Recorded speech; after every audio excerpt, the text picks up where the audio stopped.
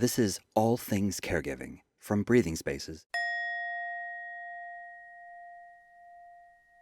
Hi, my name is Cindy Mariner. I'm the founder of Breathing Spaces. Welcome to a new episode of All Things Caregiving. I'm here today with my co-host, Cindy Gum. Hi. Cindy is also part of our team here at Breathing Spaces, and we are thrilled today to have yet another member of our Breathing Spaces team and a professional and family caregiver in her own right, Gail Braverman. Gail, welcome. Thank you. Yeah, absolutely. So Gail, I know from our conversations that we've had, you have been a family caregiver yourself. You are a professional in your own right. So tell us a little bit about perhaps what you've been going through, something of topic that has been percolating in your own mind that you'd love to share with our audience today. That's great. I am so pleased to be here. And I congratulate people who are watching this for participating because I know your demands are great and your time is small. And also, I'd like to celebrate the work that Cindy is doing at Breathing Spaces and all that they offer. And also, Cindy Gum, her marvelous journaling classes. I have benefited greatly from their programs. The story I know the best is my own, so that's what I'll tell you. And I will tell you the difference between being a professional and being a caregiver as a person, very different. No education, no, no amount of reading, no amount of books, and you can see some of that's just the tip of the iceberg with books.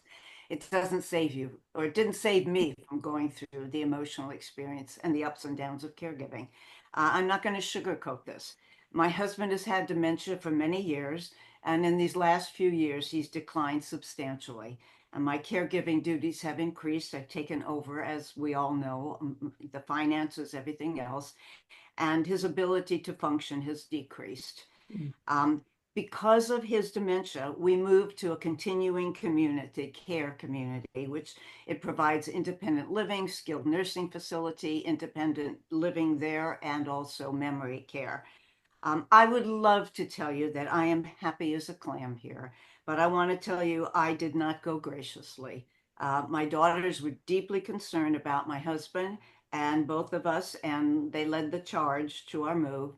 And their help was enormous, but it took a toll on everybody. And there are tremendous losses with that.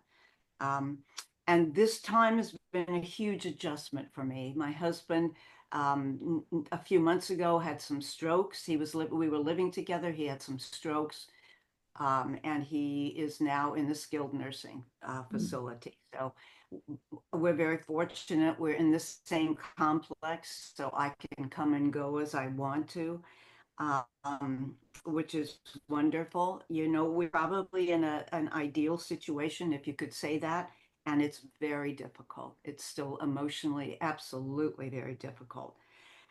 Um, it's the difference between change and transition. Change is about changing your clothes, changing your home, changing your car, changing your living. Um, and that's one aspect of living with as a caregiver. But the next level is a transition, and transitions are about mental and emotional catching up with the changes. And it's been over a year, and I have not caught up with myself. I can tell you honestly. Not that I'm not grateful, not that any of those things, but it doesn't, it's that ambiguity that we can live with both. We can live with, going through what we're going through, and we can also be grateful for what we have. And one isn't exclusive of the others. Um, so, it's been, again, my story. My husband is no longer living with me. We're in a new neighborhood, new friends, new way of living. And, it was really interesting.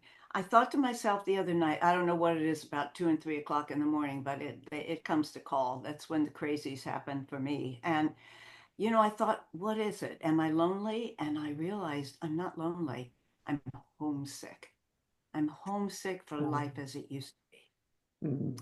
And that is so emotional for me. Yeah. So, I can see him as often as I want to, but it's not home and it's not home anymore. So, I've always taken good care of myself, but I became acutely aware as my husband deteriorated the importance of my taking care of myself. That is my message today, Mhm. along with three very significant things.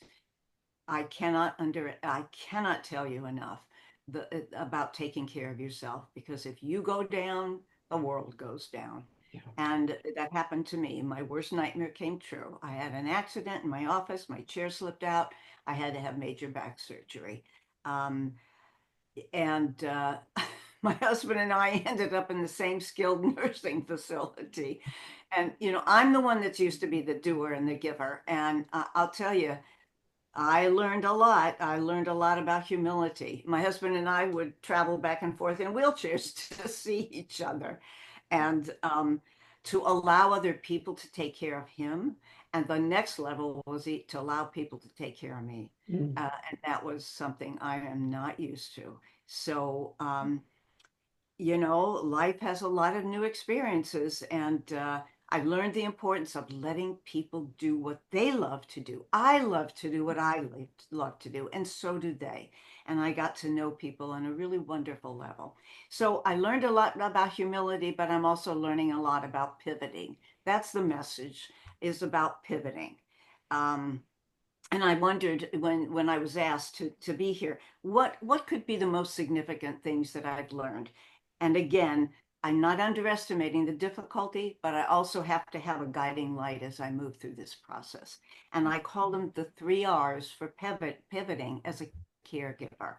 And this is a very big pivot for I think any of us that have gone through caregiving. And the 3 R's about resilience, reinvention, and renewal. And resilience is about finding ways to cope with difficult situations and maintaining well being, even though things get hard. And that sounds almost ridiculous when you're caregiving full time, but I'm putting it out there. Some people talk about resilience as bouncing back. I don't believe that. I don't believe we ever bounce back to where we were before. And actually, if we did, we wouldn't have learned anything. So we're forever changed by this adversity, forever. Um, Bringing back something, some meaning, some way of helping other people, as far as I'm concerned, is the Holy Grail. It becomes very important to recognize Mm. that you have lived through things already and look back on that road and know that you built the strength to travel the next stretch and the next one and the next one, even though there are days when you don't believe you can. And resilience is not just about recognizing our assets, but it's also about recognizing our limitations. And we get exhausted, burned out, tired from caregiving, doing the same thing over and over and over again, day in and day out. Mm. And resilience is about recognizing we need to take breaks from the duties once in a while, even if it means sitting down and taking 5 deep, slow, long breaths. And I love the idea. I just read this of an expert companion. And an expert companion is someone that you trust to give you honest, authentic feedback and who will support you and point out your strengths.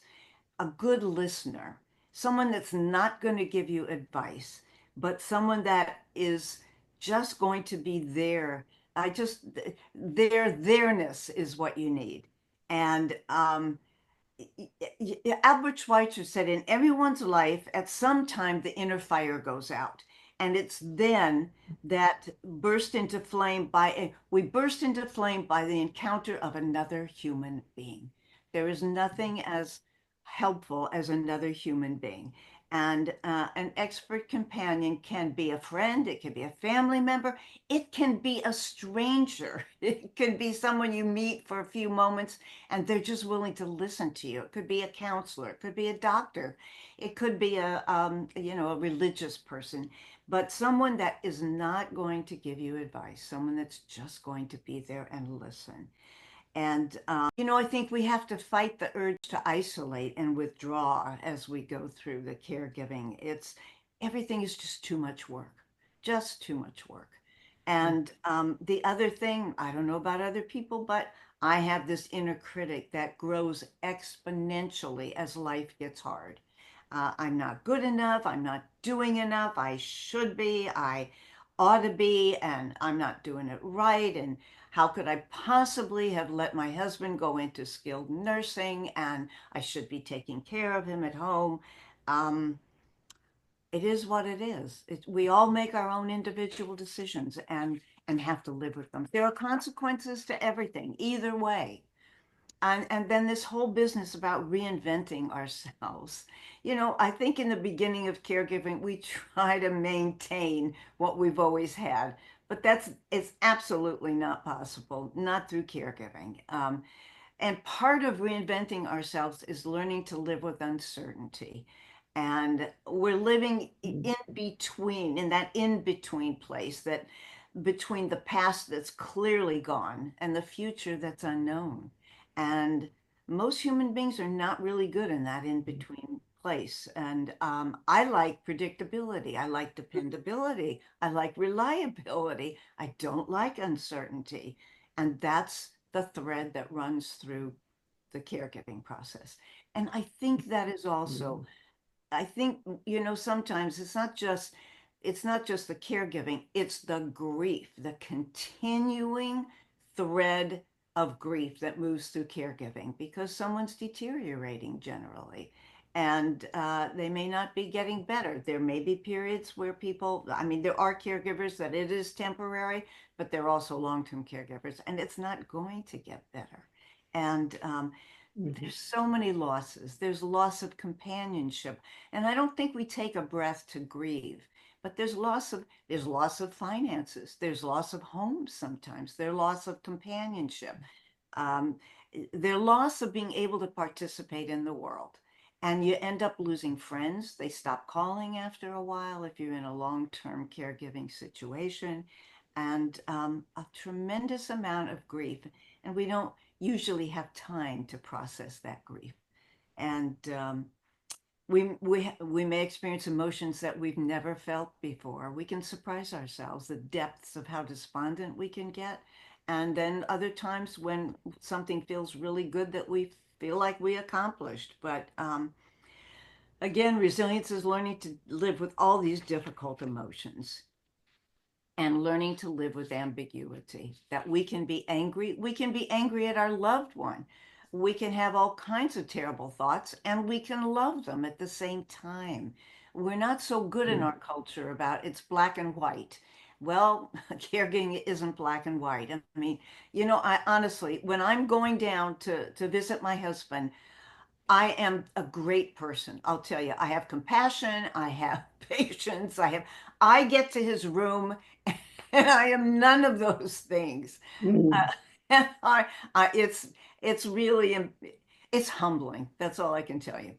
I'd like to be more of those things, but I'm not. There are times when I am, but there are times when I absolutely not. And we are continually adjusting because with a long-term chronic illness, there'll be a downturn and then a plateau. And it's readjust, reinvent, and reinvent. Um, yep, it's just really difficult. I don't And then there's renewal. I have had to let go of the narrative that I've dragged around for years. I'm not who I was.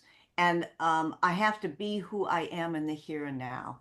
And I can't look for meaning in the past anymore. It doesn't work. I have to look for some meaning in the present. You know, my husband is still here, but he's not here. He's present, but he's not here. And all I can do is provide safety for him. And and guilt has been huge for me. He is content. He's got people there. When I was caregiving here, we were isolated. He was isolated. He has people around him. And yet, I can still, play the martyr. I can still wring my hands and feel guilty. And that may never go away. One of my greatest challenges is to not be my own worst critic. And that's, I'm doing the best I can. I said before that perfectionism is the enemy of good enough. What is good enough when you're taking care of someone for a long, long period of time? Part of that renewal is about adjusting my attitude. I have needed a lot of attitude adjustment during this, accepting that it doesn't mean I like it, but I have to accept that this is what is happening. And I can choose to suffer. Pain, the expression suffering is optional. Pain we're going to have, but suffering is optional. Adding all those voices of criticism and the what ifs and the should haves, that adds to it. And looking for the good, appreciating. I think we all have heard a lot about gratitude lists, but they are important. They Yeah. really are important to pick out things that we are grateful for. I'm grateful I'm here. I can still oversee my husband's health. It could have been different. I worried about that a lot, about what if I weren't here? What would happen to him? And adaptability. Heaven knows, we just have to keep adapting. And it's not like we adapt once and that's it. It's just a continuing, it's like being on a continuum. We just keep on keeping on and keeping adapting and to take a little bit of action where we can, to have it's the serenity prayer. What are the things I cannot control and what are the things I can control? I can't control his illness. I can't control the future. I can't control much of anything, but once in a while I can actually control my attitude, my actions, and my beliefs. And I really encourage people to stick to arts, close to art, or dancing, or music, or yoga, or theater, or a poem, anything that lifts your spirits. When I want compassion and I'm really in the dumps, I listen to Leonard Cohen, his broken hallelujah. That just moves through me and I can just melt. And there are times when I absolutely have to have meltdowns. I have to cry. Even that word that I said before about homesickness, when I say that, I want to cry every time. I cannot go back to my house. It's been over a year. I cannot go back to my house. It's too painful. We all need to do what we need to do, and we all need to go through this the way we do. And then when I want inspiration, I remember Mary Oliver's poem, The Summer's Day, where she says, "Tell me, what is it you plan to do with your one wild and precious life?" Gail, you have, I am nodding my head more than not, with all of the things that you have said here. The constant adjustment is the term caregiver should have right beside of it an adjusting journey, because we are in a constant cycle of adjusting. We're in a constant cycle of grieving, whether we all are going to acknowledge that or not, I'm not sure, but I encourage all of you out there to start acknowledging those things, because grief is part of what you're doing here. Whether you've lost a loved one the way that they used to be, whether they're in their final days, whatever it may be, you're still in a grief scenario. And that adjusting is constant, every single day, constant. And the what you talked about, going in to see your husband, you've got your smile on, you got your big heart on, you got your nice shirt on, and you walk out the door and you look like you've just been attacked by a tiger, because you were the tiger, actually. That ebb and flow of emotions can happen, and it's not something new. I don't mean to say that in a negative way, but I don't think enough caregivers out there, acknowledge that. Cindy, would you agree with that? Well, yeah. So, I'm a little overwhelmed, honestly. There's so much here, Gail, that I'd love to have you back on again, because so many of these issues, I loved the phrase, a journey of adjustment.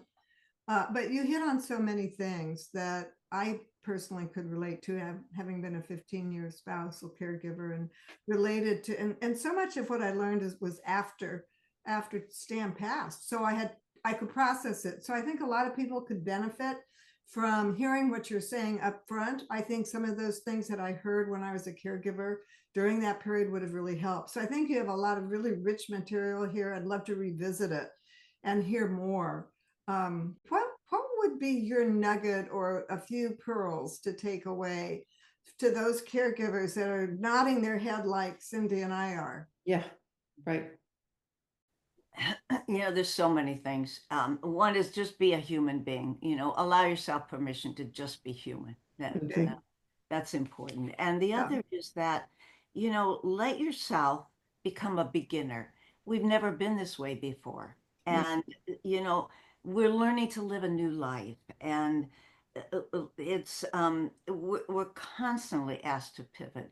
And just keep in mind that resilience, that reinvention and renewal. And there's some days, that I can't even come close to those things. And then there are other days when I remember. It's just this, it is. And I agree about the grief. I think there is a lot to be said about that. When I moved in here, I started a caregiving group. There was none. Take action, whatever small slice of action you can do or control, take it. And I started a caregivers group, and people showed up, and we're so used to have that smiley face on. We've got to find a place where we can take it off and be real and connect with each other. That's really the takeaway. Well, I think that's one. Thank you, Gail. And Cindy, I have to say kudos to Breathing Spaces, and maybe put in a plug, because everything you've described it can be helped with support, and Zoom support groups really make it possible, Cindy. And there's so many things you have for caregivers that could address all these, a lot of these issues, not all of them. It's inner work. It really is our own inside job, because our stories are so different. Right.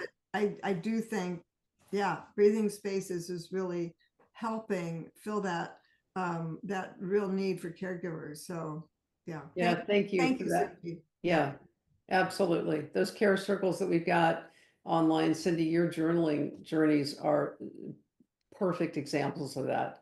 The website is filled with support for that very reason. It touches everybody in a little bit different way, Right, quite on right. purpose. And Gail, kudos to you, because you also write a blog, and I just wanted to call attention to that, Yes, because they're indeed. also on the site. And Yes. a lot of this information, that you're learning, you're in process. I know that, but you're sharing them.